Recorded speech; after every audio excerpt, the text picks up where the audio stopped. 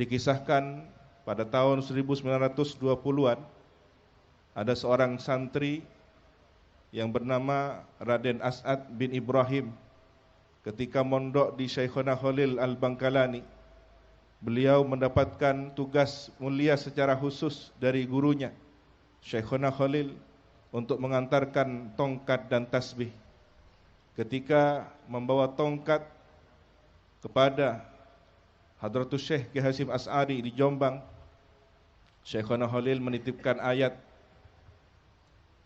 bacakan kepada Kiai Hasyim As'ari setelah menyerahkan tongkat ini, wa ma tilka biyaminika ya Musa qala hiya 'asa.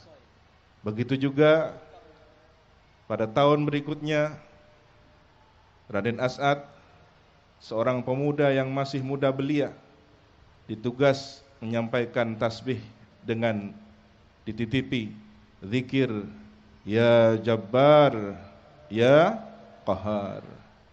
Isyarah-isyarah inilah yang banyak terjadi pada kiai-kiai kita di kalangan Jam'iyah Nahdlatul Ulama. Sehingga Al-Quran yang mengabadi, Al-Quran yang secara tekstual terus terjaga, ada makna-makna kontekstual yang juga terus terserap oleh batin kaum salihin. Dari ayat inilah kemudian Hadratus Syekh memahami isyarah langit melalui gurunya Syekhona Khalil Al-Bangkalani bahwa beliau akan segera mendirikan Jam'iyah Nahdlatul Ulama.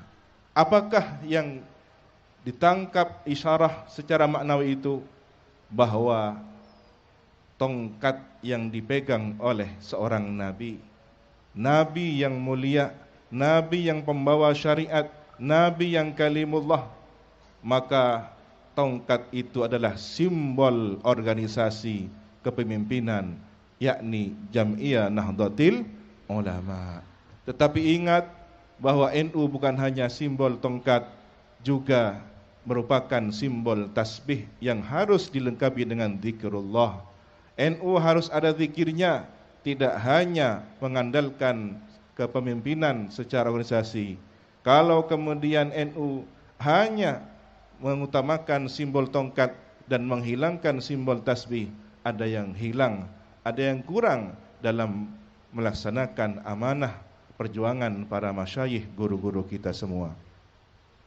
Di dalam surat Taha itu juga kita menangkap isyarah bahwa ternyata tongkat yang dijadikan oleh Nabi Musa sebagai pegangan beliau, sebagai tumpuan beliau saat berjalan, saat melompat di suatu tempat, dan untuk mendekatkan dahan-dahan pohon sehingga dedaunan bisa berjatuhan dimakan oleh binatang ternak. Ini menunjukkan bahwa NU selain juga secara spiritual, secara kepemimpinan organisasi, juga harus menyampaikan tugas mulia membangun ekonomi keumatan. Dan pernah juga suatu ketika tongkat ini menjadi ular sebagai isyarah bagi kita mengenang sejarah bahwa Jam'iyah Nahdlatul Ulama telah pernah berjuang di jalur politik.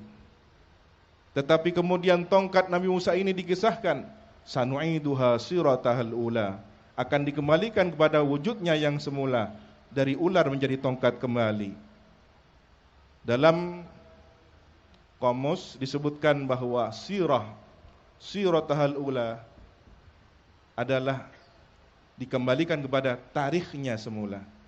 Sirah ayat tarikh, as-sirah ay as-suluk, akan dikembalikan kepada jalannya yang semula, akan dikembalikan kepada al-hayatul ula, bentuknya yang semula.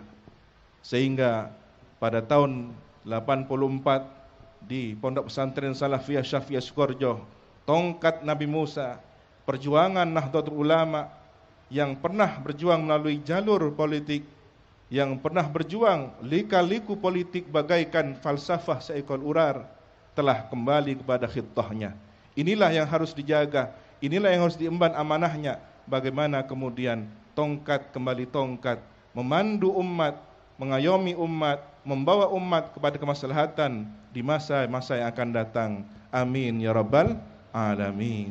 Kita doakan para ulama kita doakan guru-guru kita doakan pengurus besar Nahdlatul Ulama, semoga Romo Yai Said dan seluruh jajarannya dijaga oleh Allah Subhanahu wa taala sebagaimana permintaan beliau. Semoga kita semua seperti yang beliau doakan, kita semua semoga husnul khatimah. Marilah kita kenang sosok mediator berdirinya Nahdlatul Ulama, Kiai Haji Raden As'ad Samsul Arifin.